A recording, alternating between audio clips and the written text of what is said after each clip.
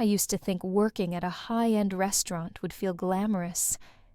Elegant table settings, well-dressed guests, the kind of place people post on Instagram with fancy hashtags. But when you're the one carrying the trays, refilling glasses and smiling until your cheeks cramp, the shine wears off fast. Every shift starts the same. I tie my hair back, smooth out my black apron, and force my lips into a polite smile. Customers don't notice the tiredness in my eyes. They see what they want to see. A cheerful waitress who will laugh at their jokes, recommend the perfect wine, and disappear quietly until needed again. Tonight was no different. By the time I arrived, the restaurant was already buzzing. Crystal glasses clinked. Forks tapped porcelain plates. And the air smelled like perfectly seared steaks and truffle butter. To the guests, it's an experience worth paying for. To us, the servers, the line cooks, the dishwashers, it's survival. I've been on my feet for 7 hours already. My left ankle aches from an old sprain I never got time off to rest. My hands are nicked and burned from grabbing 2 hot plates. But I don't complain. Here, complaining gets you fewer shifts. Fewer shifts means no rent money. I watch my coworkers move like machines. Marcus only 20 sprints between tables, his shirt clinging to his back with sweat. Diana, twice his age, carries heavy trays, even though I know her back pain flares up at night. We're all trapped in this beautiful cage. Some nights I dream of escaping, becoming a nurse like I'd planned years ago, helping people in a way that feels real and meaningful. But nursing school costs money, more than I've ever managed to save. Every time I get close, something happens. A car repair, my sister's medical bills, rent. That went up again. So I keep working double shifts, telling myself, next year, maybe next year. I don't hate this job. Not completely. I like the rhythm of service when everything flows smoothly. I like chatting with the older regulars, hearing about their grandchildren. But most nights, it feels like I'm pouring parts of myself into this place and getting nothing back but sore feet and a paycheck too small to stretch. The guests don't know. They don't see us. To them, we're part of the decor, like the mahogany paneling or the soft jazz playing overhead. They snap photos of their perfectly plated ribeye, post them online, with captions like, "Best night ever," and never wonder about the people making it happen. I used to get angry about that. Now I'm just tired. By the time the clock hit 7:30, the dining room was packed. Every table was full, couples dressed to impress groups of executives laughing too loudly over glasses of Bordeaux, and a family with 2 restless kids tapping their forks on the white linen. I wiped my hands on my apron, took a deep breath, and forced my lips into a practiced smile. Table 14 just ordered another round of cocktails, Sarah whispered as she brushed past me. And the guy at table 7 wants his steak medium rare, not medium. He's furious. Typical. I grabbed the new order slips and turned toward the corner table by the window. Table 21. It was a small, 2-top, usually reserved for walk-ins. But tonight, a single man sat there. He didn't look like the usual crowd. No gold watch flashing under the low lights. No sleek, tailored suit that screamed, "I own this city." Instead, he wore a dark gray jacket over a plain button-down shirt. His hands were folded neatly on the table, and his eyes scanned the room like he was seeing everything and nothing all at once. For a second, I hesitated. Something about him made me uneasy, not in a bad way, but the way you hesitate when you realize someone is paying attention to things no one else notices. "Go on," I whispered to myself. "He's just another customer." I approached with my notepad ready. "Good evening, sir. Welcome to Brookline Steakhouse. May I get you started with a drink?" He looked up, and in that moment my stomach flipped. I knew that face. It had been on the cover of Forbes on TV interviews I'd caught glimpses of in the break room. His hair was a little longer now, streaked with gray at the temples, and he looked older, more tired than I remembered from those glossy photos. But it was him, Jack Reynolds, CEO of Reynolds Dining Group, the man whose empire included this very restaurant. My first instinct was panic. What was he doing here? Why wasn't he surrounded by PR people and photographers? Why was he sitting alone, blending into the background? I forced my voice steady. "Would you like to hear about our specials tonight?" He studied me for a beat too long, then smiled faintly. "Sure. Please." As I recited the list, dry aged ribeye cedar plank, salmon wild mushroom risotto, my mind raced. Should I act like I didn't recognize him? Would it be safer to pretend he was just a regular guest? But then again, maybe he wanted it that way. "Everything sounds excellent," he said, "but I'll have the ribeye, medium rare, and whatever red wine you recommend." I nodded. "Very good choice. I'll be right back with your wine." As I turned away, I caught my reflection in the glass partition. My smile looked convincing enough, but inside my thoughts were spiraling. Jack Reynolds, the man who built a restaurant empire from scratch, the man known for his perfectionism, his obsession with details. I'd heard stories how he could walk into a location and spot the smallest flaw, how he could make or break a manager's career with a single comment. And now, he was here, in my section, watching. The rest of the evening blurred.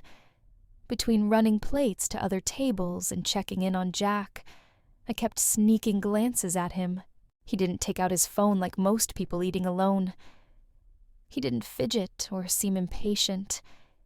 He just sat there sipping his wine, watching. Not in a creepy way. More like he was trying to understand something. I wondered what he saw. Did he notice Marcus sprinting between tables, trying to keep up with impossible demands? Did he see Diana rubbing her lower back when she thought no one was looking? Did he see me, Natalie Robbins, 26 years old, still wearing the same pair of worn-out sneakers because I couldn't afford new ones, pretending I had it all together? Part of me hoped he didn't. Part of me hoped he did. As I placed his steak in front of him, he glanced up. His voice was soft but steady. "Thank you. It looks perfect." I nodded, managing a polite smile. "Enjoy your meal, sir." Then I walked away, my heart pounding for reasons I couldn't quite name. It's strange how you can tell when someone doesn't belong. Most of the guests at Brookline Steakhouse carry themselves the same way. They lean back in their seats, swirl expensive wine, like they know what they're doing, and speak in voices just loud enough for the neighboring tables to hear their stories about investments, travel, or promotions. But him, table 21, he sat differently. His posture was relaxed but not slouched. His eyes scanned the room, not lazily, not distractedly, but with purpose, like he was studying something deeper than the decor. I tried not to stare, but my curiosity got the better of me. Jack Reynolds. The name felt heavy in my mind. It wasn't like he was unrecognizable. His face had been on the covers of business magazines and newspaper articles about the rise of Reynolds Dining Group. But seeing him here up close was disorienting. He didn't radiate power the way I expected. There was no air of arrogance, no impatient finger tapping on the table. Instead, there was this quiet intensity about him, a stillness that made him stand out even more. As I passed his table with a tray full of plates for table 12, I caught a glimpse of his hands calloused at the edges, nails trimmed neatly.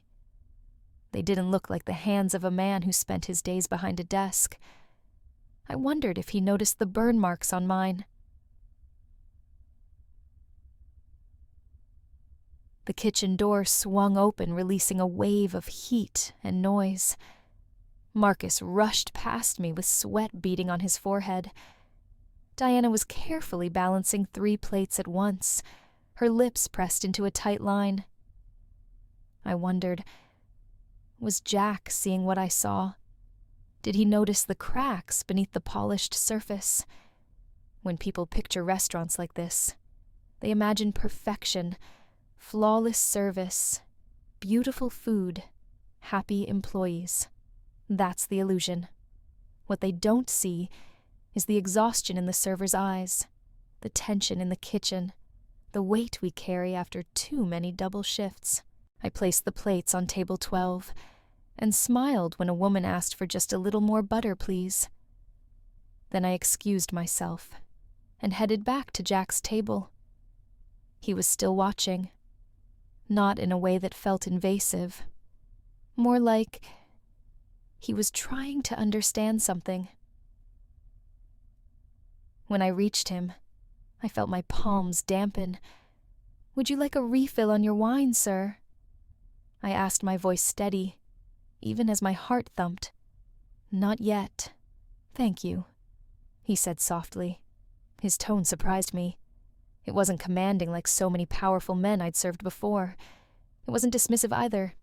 It was gentle. I hesitated, then asked, "Is everything to your liking so far?" "Yes," he said after a pause. "The steak is excellent. The service is even better."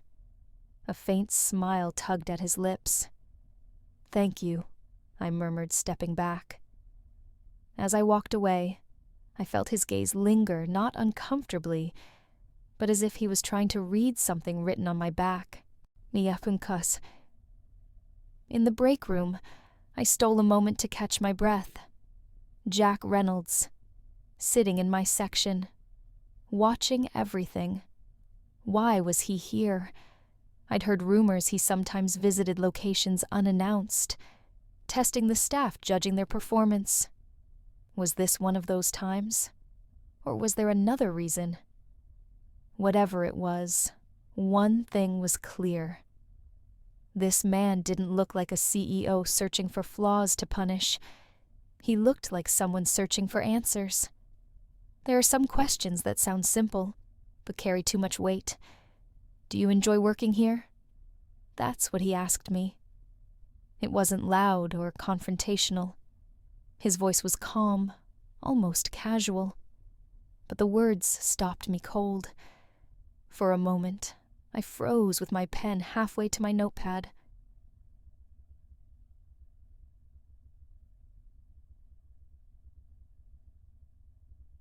I'd been back at his table to check on the ribeye. The plate sat before him, nearly finished, the rich aroma of seared meat still hanging in the air. He'd eaten quietly, his silverware resting neatly across the plate. When I approached, I forced my usual smile. "Was everything prepared to your liking, sir?" "Yes," he said softly. "It's excellent." I nodded, about to step away, when his eyes met mine. And then came the question. "Do you enjoy working here?"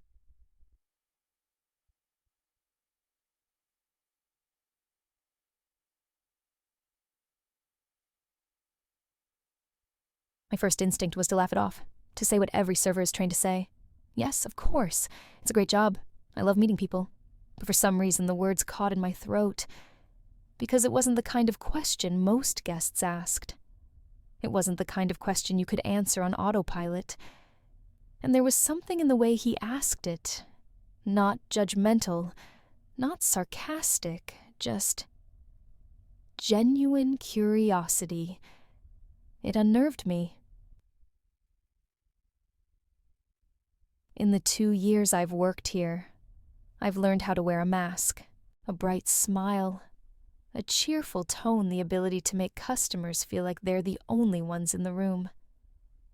But under the mask, there were the double shifts that left my feet swollen, the late nights collapsing onto my tiny apartment's couch, the constant calculations about rent, groceries, and whether I could finally save enough to register for nursing school next semester.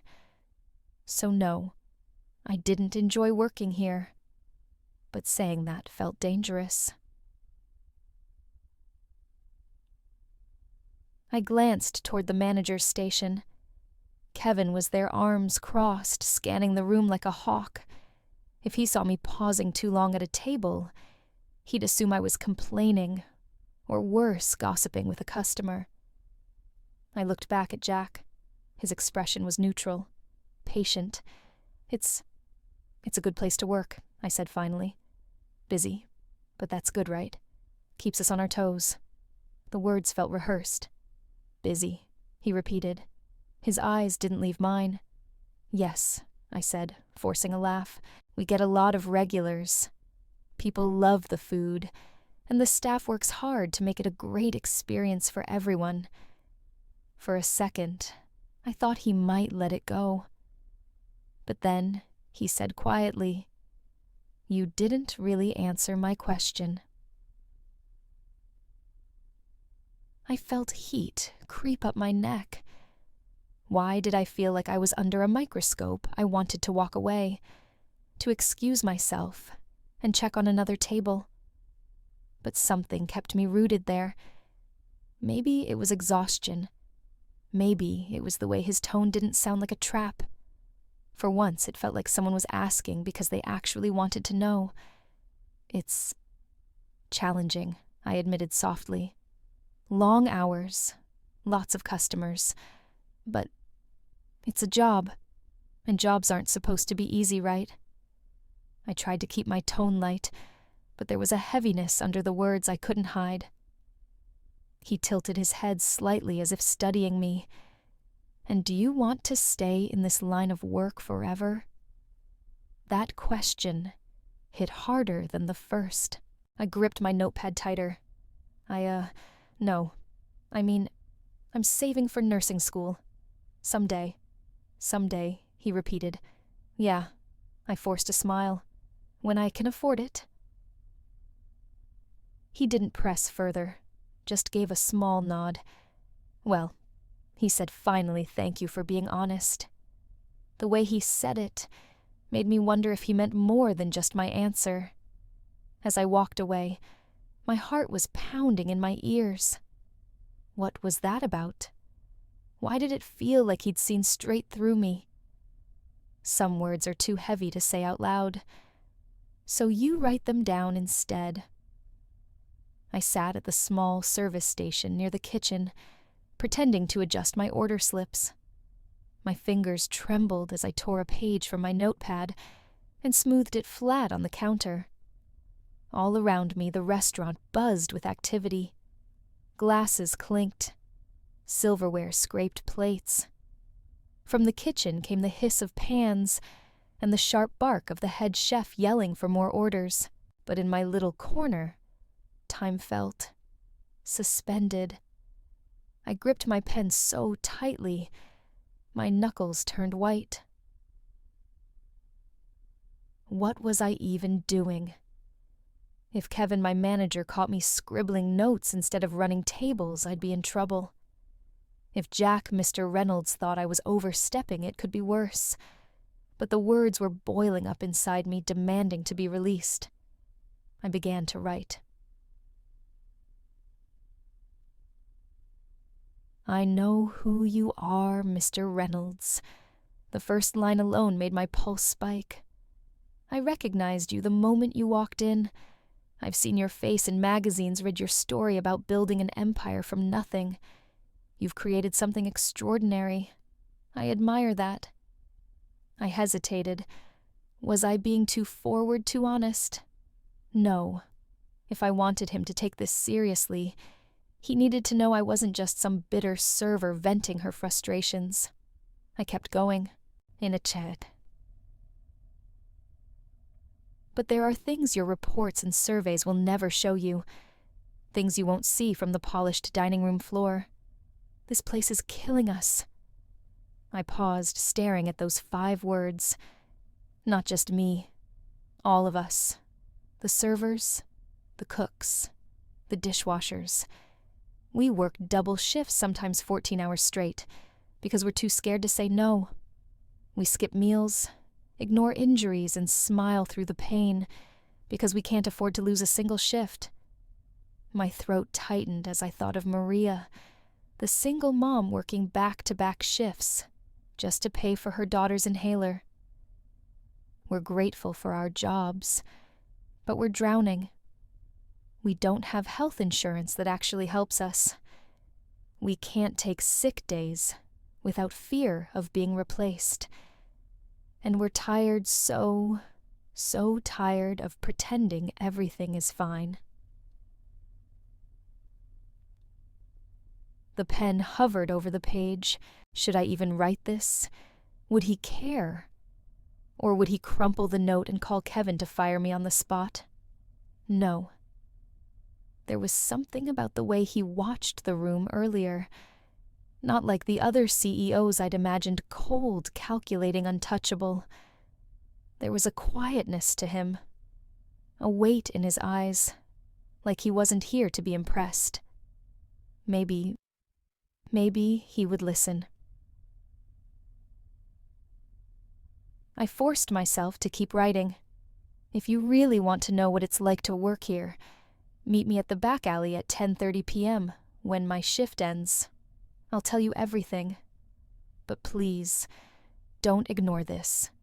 We need help. Natalie. I set the pen down and exhaled shakily. The paper felt like it weighed 100 pounds. It wasn't just ink on a page. It was a piece of my heart, my fear, my hope.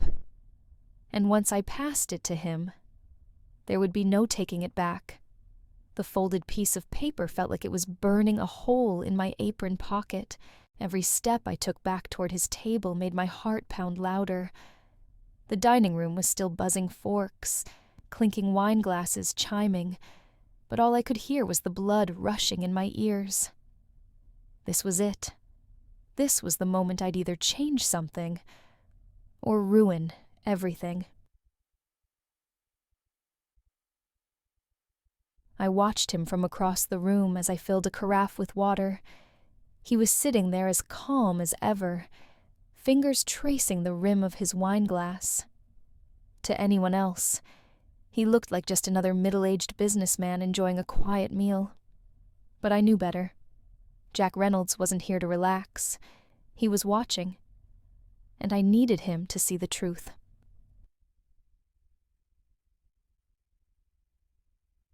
I inhaled deeply, smoothing the front of my apron. Just another refill, I whispered to myself, trying to steady my shaking hands. I picked up the carafe and started toward his table, rehearsing in my mind how I'd do it. Step 1, place the carafe on the table. Step 2, pick up his glass, pour, slowly, casually. Step 3, slide the note beneath the plate as I set it back down, all in one smooth motion. No hesitation, no eye contact. At least that was the plan. "Would you like some more water, sir?" I asked softly as I approached. He glanced up at me, his expression calm, unreadable. "Yes, please." I placed the carafe down carefully. My fingers brushed the edge of his plate. The note was still hidden in my palm, folded so small, it could have been mistaken for a receipt. As I lifted the glass and began to pour, my pulse roared in my ears. This was my chance. My thumb nudged the folded paper, slightly lining it up with the edge of the plate. I could feel my breath catch as I slid it underneath just enough so it was barely visible. "Please, don't notice. Please don't notice. Until saltiti sawaki. But then, his eyes flicked down. Just for a second. I froze. Did he see, or was he just glancing at his plate? His gaze lifted back to mine, and for the briefest moment I thought I saw something there. Not suspicion, not anger. Something softer, like he knew. "Here you go," I said, setting the glass down gently. "Thank you," he replied, his voice even. My lips curled into a polite smile. "Please, let me know if there's anything else you need." Then I turned and walked away, every muscle in my body rigid, fighting the urge to look back. In the safety of the service station, I gripped the counter, my knuckles white. What had I done? If anyone saw me, if Kevin found out, I'd be out of a job before the night was over. But it was too late now. The note was in his hands, or almost. All I could do was wait. The moment I slipped that folded note under his plate, my stomach had been in knots. Now, every passing minute felt like an eternity. I kept moving between tables, forcing my legs to carry me, forcing my lips into the same polite smile. Could we get more bread? Yes, of course. Another glass of Merlot, please. Right away. Each request was a lifeline, something to keep my mind busy. Because if I let my thoughts wander, they went straight to one place. What if he's already read it? What if he's offended? What if I just destroyed my entire future over one reckless note? From across the dining room, I glanced at table 21. Jack Reynolds was still there. He hadn't left, but he hadn't reacted either. No sharp glance in my direction. No hushed phone call to the manager. No crumpled paper tossed aside in disgust. He just sat there finishing his meal with that same quiet intensity, as if the entire restaurant was invisible to him.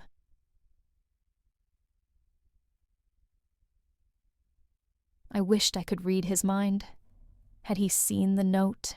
Had he unfolded it?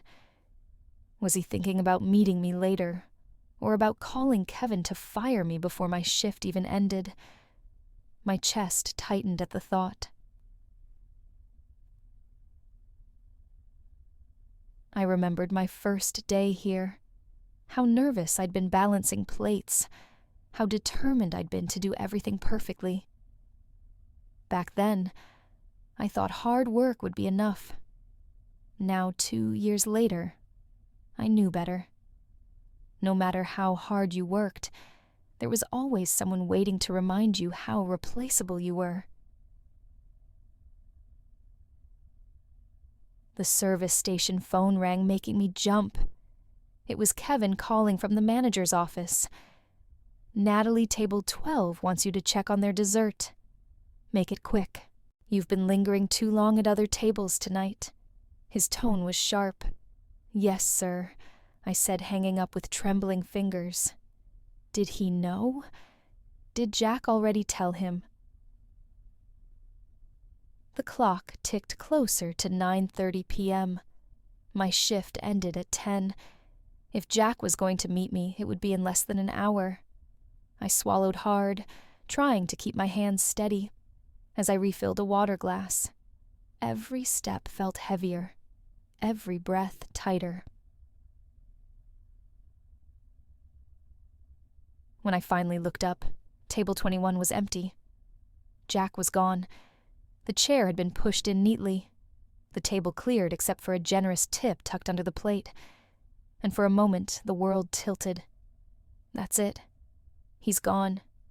He read it, and he left. And I'll probably be fired before morning.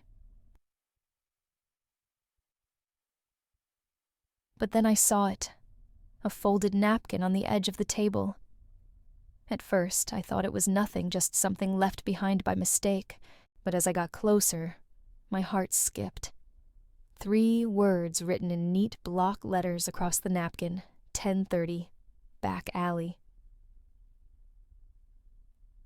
I exhaled shakily, clutching the napkin in my hand. He was coming.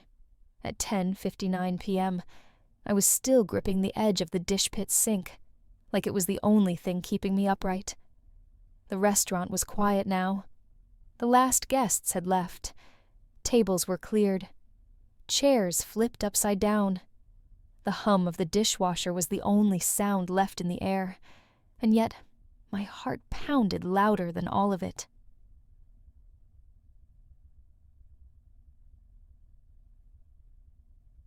I slipped off my apron and hung it on the hook by the door.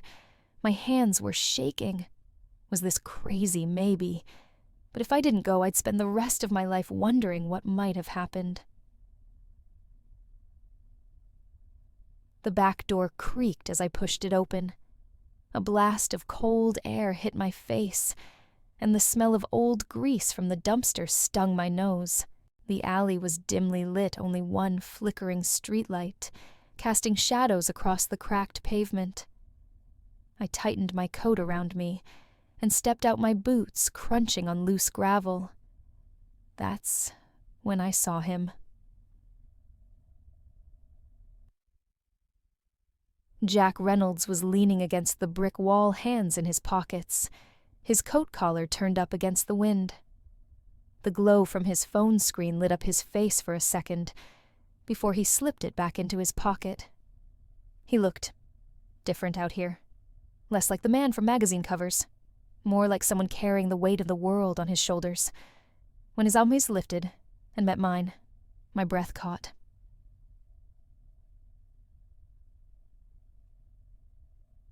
"You came," he said softly.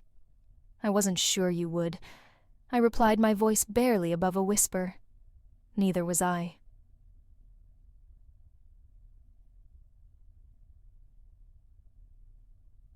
For a moment, we just stood there, two people in a forgotten alley behind a restaurant that had drained us both in different ways. I didn't see a CEO anymore, and maybe he didn't see a waitress either.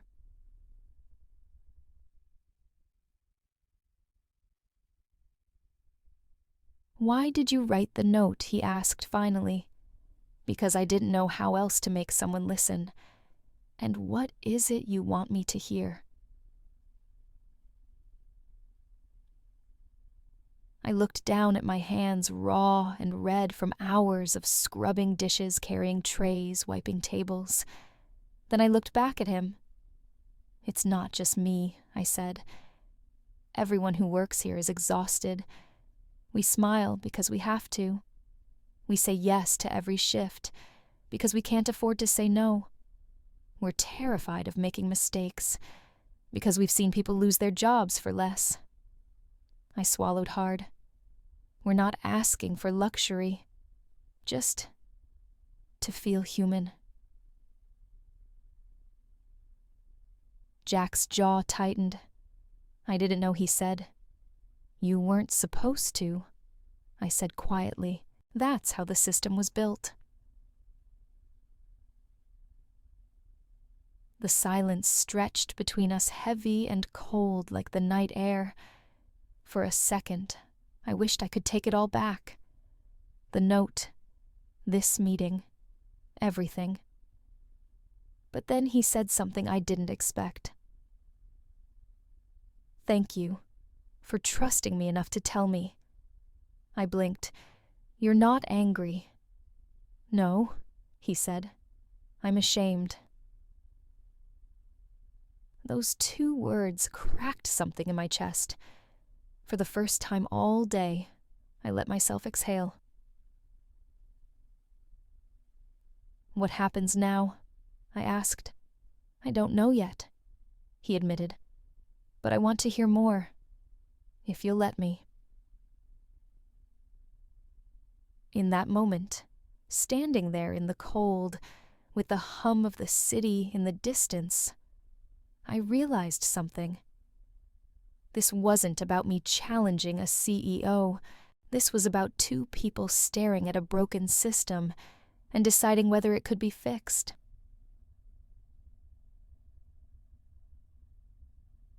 and for the first time in a long time, I felt a spark of hope. I don't know what I expected when I started talking. Maybe I thought he'd interrupt me. Maybe he'd tell me I was exaggerating or that I didn't understand the bigger picture. But Jack Reynolds didn't say a word. He just stood there in the alley, hands in his coat pockets, eyes fixed on me, like I was the only person in the world. I started here thinking it would be temporary. I said, my voice low. Just a few months while I saved for nursing school. The words tasted bitter in my mouth. That was 2 years ago. I glanced down at my hands at the thin red burns and the small scar near my thumb from when a plate slipped and shattered during a dinner rush.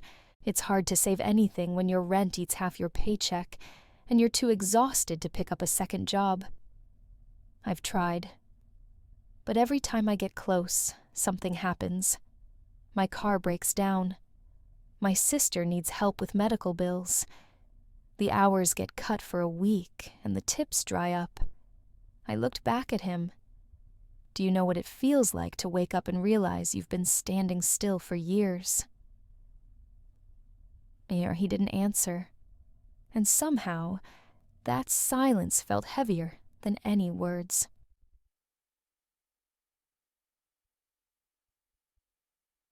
I'm lucky, though I added quietly. Some of my coworkers have it worse. Maria has 3 kids. She works double shifts almost every day. She hasn't seen her youngest awake in over a week because she leaves before they're up and comes home after they're asleep. Carlos hurt his wrist 2 months ago. He didn't take time off because he can't afford it.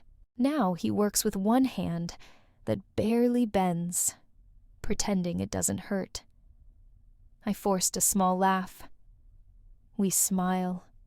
We act like everything's fine, because that's what this place demands of us.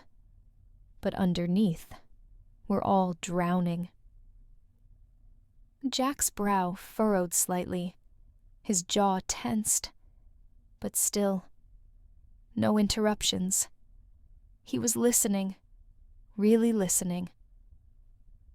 I don't hate my job. I admitted. I love the people I work with. I love seeing guests happy when their food comes out perfect. But this place, it takes everything from us. I swallowed hard. And I don't think anyone in your position sees it. The spreadsheets don't show the nights Maria cries in the locker room. The charts don't show Carlos icing his wrist in the walk-in freezer. And you wouldn't know that I've put my dream on hold so long. I'm starting to wonder if it'll ever be more than a dream. The wind picked up tugging at the ends of my hair. For a moment, neither of us spoke. Then Jack exhaled slowly, like he'd been holding his breath all this time. I had no idea, he said. And his voice was soft, almost raw. You're right. I've been looking at numbers, not people. And in doing that, I failed all of you. Something in his tone made my chest tighten. It wasn't just guilt. It was regret. Real, bone-deep regret. And for the first time since I slipped him that note, I believed he might actually care. For a long moment, Jack didn't speak. The cold air hung between us like a fragile thread, ready to snap at the slightest pull. Then his shoulders sagged, and the words slipped out so softly, I almost didn't catch them. I'm sorry. Sorry. It wasn't the rehearsed apology I'd heard from managers when a customer complained. It wasn't polished or wrapped in corporate speak. It was raw, almost broken. I had no idea what was happening here. He said, his voice tight. I thought I built something good. but I see now how blind I've been. For a moment, I didn't know how to respond. Part of me wanted to believe him, but another part whispered, people like him don't change. Not really. You're not the one carrying plates until your wrists swell. I said, my voice sharper than I meant. You're not the one who smiles through 14-hour shifts, because rent is due. I know, he said quickly. And that's on me. I created a system that runs perfectly on paper, but crushes the people inside it. I can't fix what I don't see, but now I see, and... The way he said it so steady, so certain, sent a strange ache through my chest. I wanted to ask, do you really see? Or are these just words to make yourself feel better? But I stayed silent. The Jack step-back hands, still buried deep in his coat pockets. I don't expect you to trust me, he said. Not yet. But I'm going to try. And if I fail, at least it won't be because I didn't listen. The sound of a bottle clattering somewhere deeper in the alley made me flinch. I realized how cold I was, my fingers numb, even in my coat pockets. It was time to go. Navan, thank you for coming, I murmured. Thank you for telling me the truth, he said. As I walked toward the glowing exit sign above the back door, I felt his eyes on me. But I didn't look back. I couldn't. The back in the locker room. I sat on the wooden bench staring at the cracked tile floor. Had I made a mistake? Was he really going to do something? Or was that apology all he had to offer? The truth was I didn't know. And until I did, the knot in my chest wouldn't loosen. The first thing I noticed when I walked into the restaurant that morning was how normal everything seemed. The lights were already on. The smell of fresh bread wafted in from the kitchen. Sarah was at the hostess stand flipping through the reservation book. Marcus leaned against the counter, yawning as he tied his apron. It was all so ordinary, but my stomach churned like I was walking into a battlefield. I kept my head down as I clocked in. Every muscle in my body was tense, bracing for Kevin to pull me aside. His voice low and sharp, Natalie, we need to talk. Bring your things. I'd imagined that moment all night. Over and over, I pictured him handing me a final paycheck, telling me I was being let go for inappropriate behavior. But Kevin didn't even glance my way when I passed him. He was too busy scolding a dishwasher about leaving streaks on the silverware.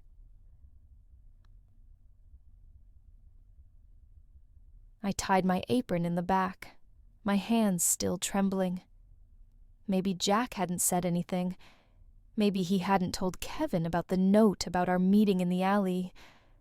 Or maybe he was waiting to call corporate, waiting to send down the order to fire me quietly without drama.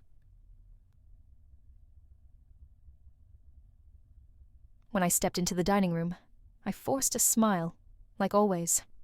Morning, Natalie Sarah said. Morning. My voice sounded normal. That surprised me. Inside, I was anything but normal. The first hour of service passed in a blur. I took orders, filled water glasses, cleared plates. Table 5 asked for an extra basket of bread.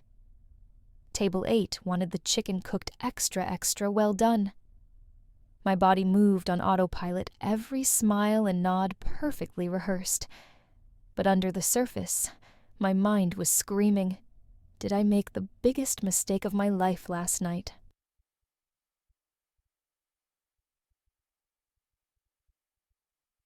At one point, I caught myself glancing toward the door. Half of me expected Jack to walk in again. The other half prayed he wouldn't.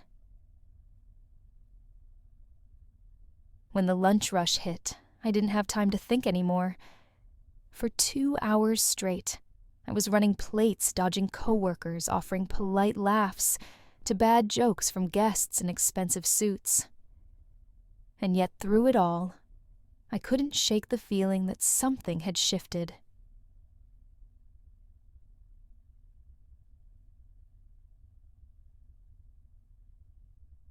It wasn't the customers. It was the staff. Marcus moved a little slower than usual, as if he wasn't afraid of Kevin barking at him. Diana took a full 5 minutes to stretch her back, without glancing over her shoulder nervously. Even Kevin. He wasn't snapping orders quite as sharply. Shasaki. I couldn't put my finger on it, but the air felt different, like the restaurant had exhaled just a little. Still, I didn't dare let myself hope. Not yet. At the end of my shift, I slipped into the break room and sank onto the bench. I stared at my hands, the faint burn marks, the dry cracks from too much dish soap. Jack's voice echoed in my mind. I'm going to try. And if I fail, at least it won't be because I didn't listen.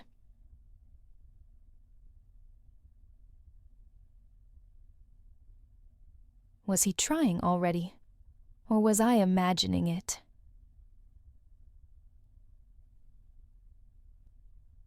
I didn't know, but for the first time in months, I didn't leave work feeling like the weight of the world was crushing my chest. And that alone felt like a miracle. I didn't expect to hear his name again so soon.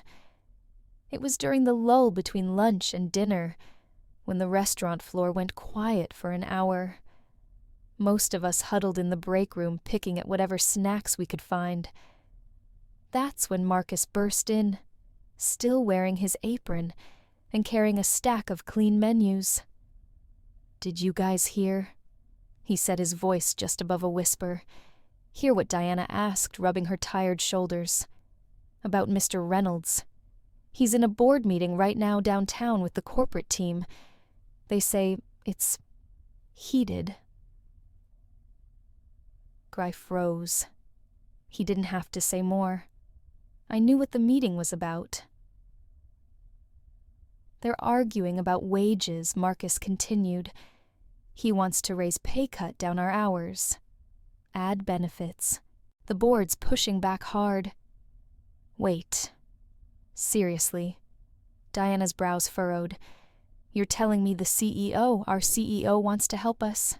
That's the rumor." The room fell silent for a beat. I kept my eyes on the floor, pretending to be absorbed in folding a napkin. But inside, my heart was pounding. Had Jack really walked into that boardroom and gone to war for us? I pictured him in his tailored suit, facing down 12 stone-faced executives, each one focused on protecting profit margins. I imagined the charts and spreadsheets on the table, all the arguments about cost efficiency and shareholder expectations. And in the middle of it, the man I met in the alley saying, "These are not numbers. These are people."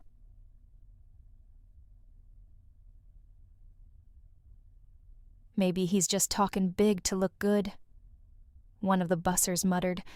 "CEOs don't actually care about us." Part of me wanted to agree, part of me didn't, because I'd seen Jack's face in the alley. I'd heard the weight in his voice when he said I'm ashamed.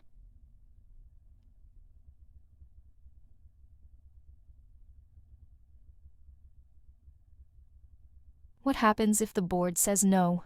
Diana asked softly. Marcus shook his head. Then nothing changes. Figures, someone else muttered. But I couldn't stop thinking about that napkin he left on table 21. 10:30. Back alley. He didn't have to meet me. He didn't have to listen. But he did.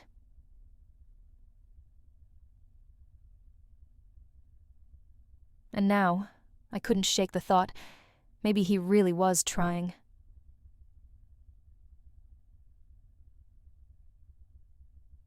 The break room door swung open and Kevin poked his head in. Dinner rush starts in 20 minutes. Back on the floor, everyone. We scrambled to our feet. But even as I tied my apron and stepped out to the dining room, my mind wasn't on the tables or the menus or the polished glasses. It was on that boardroom, on the man fighting for us. Or so I hoped. For the first time in a long time, I let myself wonder, what if things really could be different?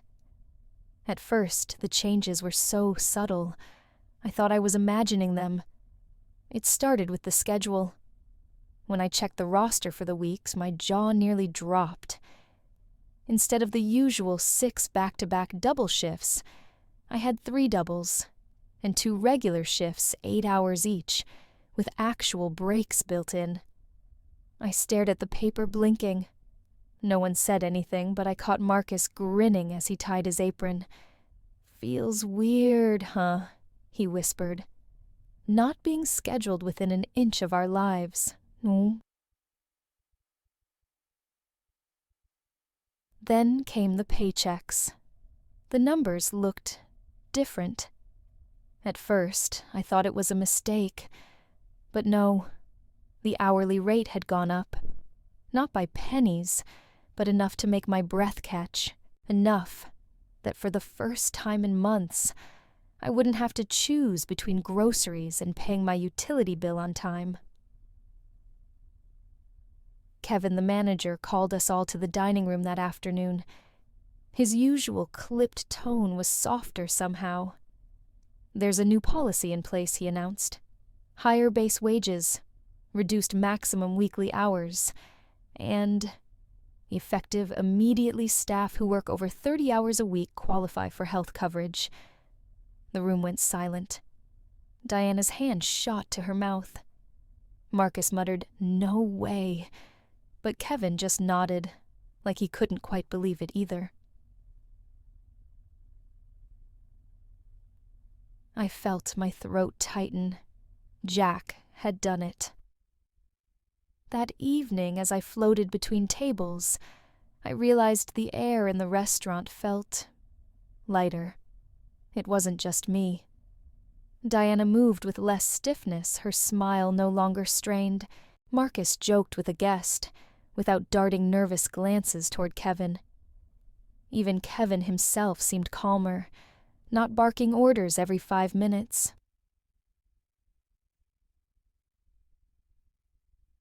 The hum of the dining room was still there, cutlery clinking, glasses chiming, but underneath it was something new, a quiet ripple of relief. For the first time, it felt like we weren't cogs in a machine. We were people again. And yet, a small voice in my head whispered, "Don't get too comfortable. This might not last." I shook it off. For now, I chose to believe. As I wiped down table 9, I felt a strange warmth in my chest. Maybe this was what hope felt like. It surprised me when he showed up at the cafe. Not in a suit this time. No polished leather shoes, no air of authority that seemed to fill every room. Just Jack, in a gray sweater, jeans, and sneakers that looked like they'd seen better days. He smiled when he saw me sitting by the window. "Hope I'm not late," he said softly. "You're fine." I replied, though my hands were clenched around my coffee cup a little tighter than I'd like to admit.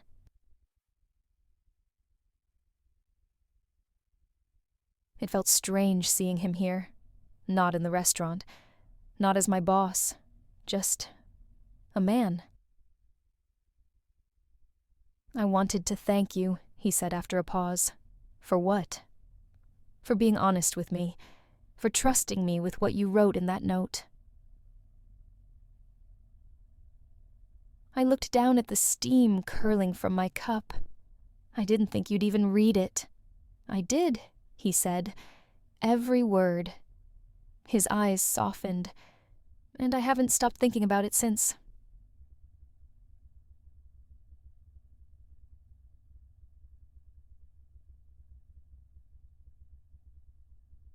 We sat in silence for a moment, the sounds of milk frothers and quiet chatter filling the space around us. "Can I ask you something?" he said. "Sure. Why nursing? Why not anything else?" I hesitated. "It's silly. Try me." Then my mom was sick. For most of my teenage years, I began slowly. There was this one nurse, Anna. She wasn't just good at her job. She made my mom laugh even on her worst days. She made her feel human. I smiled faintly. I wanted to do that for someone else someday.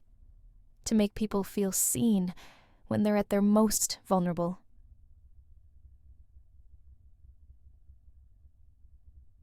Jack nodded, his gaze distant. "I get that," he said. "Do you?" I asked.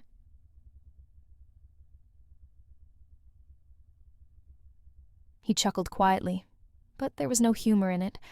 I built my company because I wanted to give people unforgettable experiences. But somewhere along the way, I stopped seeing the people who made those experiences possible. His fingers traced the edge of his cup. All I saw were profit margins and expansion plans. I thought if the numbers looked good, everything else would fall into place.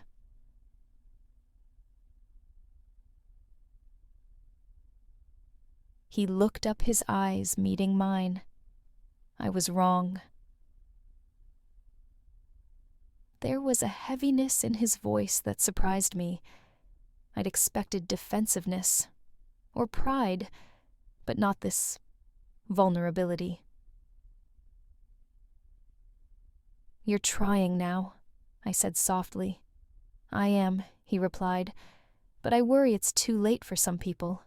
"It's not," I said without thinking. Our eyes locked, and for a brief moment the weight we both carried seemed to lift just a little. Two broken people finding a strange kind of comfort in each other's honesty. "Do you think you'll go back to school?" he asked. I hesitated. Maybe I said, "For the first time in a long time, it feels possible." "Good." It is that he smiled, then not the polished smile of a CEO, but a quiet, tired smile that felt real. And for reasons I couldn't explain, I found myself smiling back. 3 years can change everything. And yet, as I stepped into the grand ballroom, it felt like no time had passed at all. The chandeliers sparkled overhead. Soft music floated through the air.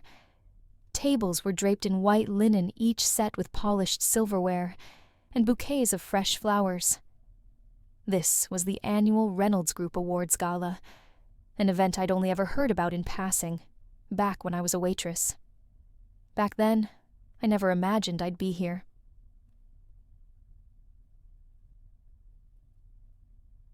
A small gold pin gleamed on my lapel, Nurse of the Year. Community impact. I still couldn't believe it.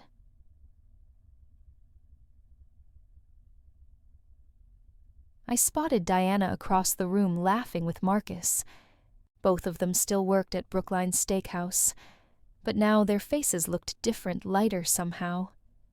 There were no dark circles under their eyes, no stiffness in their movements. Jack had kept his word. After that night in the alley, he hadn't just listened, he'd acted. He overhauled wages and hours, introduced healthcare benefits and education stipends. And when critics said the company couldn't sustain it, he proved them wrong.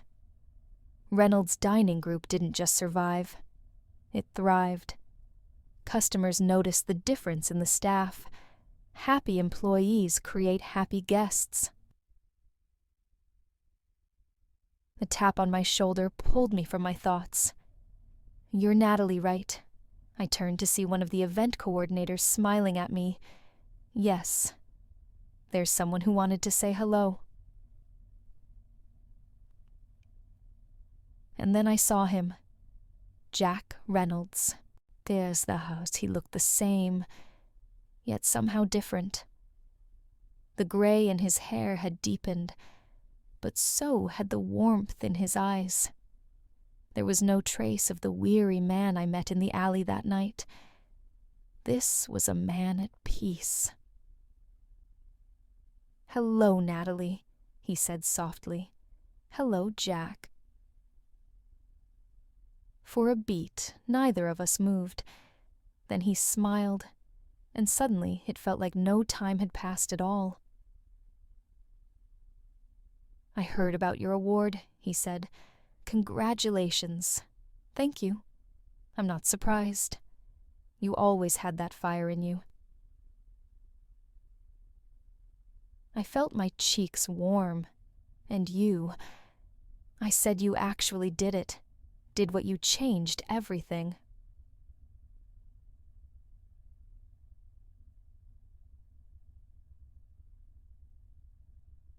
He looked down for a moment, a faint smile tugging at his lips. "I couldn't have done it without you." Maybe I said softly we saved each other. The ballroom was a blur of lights and laughter, but in that moment, it felt like there was only the two of us. Jack held a bouquet of white lilies in his hands. He stepped closer, his eyes never leaving mine. "I wanted to give you these," he said softly. "For me, for you." He nodded. "It's not nearly enough, but it felt right." The flowers were fresh, their delicate scent filling the space between us. "They're beautiful," I whispered. "So are you," he said, almost as if he hadn't meant for the words to escape. For a moment, I didn't know what to say. 3 years ago, we were two people standing in a dark alley, one carrying the weight of an empire, the other crushed under the weight of survival. Now we were here, changed, lighter somehow, in the tea. As I took the bouquet, his fingers brushed against mine. A quiet current passed between us, warm and steady. "You saved me, Natalie," he said. I looked up, startled. "I saved you." "Yes." His voice cracked slightly. I was lost in numbers and power, in building something so big I couldn't see the people anymore. That night, when you gave me that note, it woke me up. It reminded me of who I wanted to be.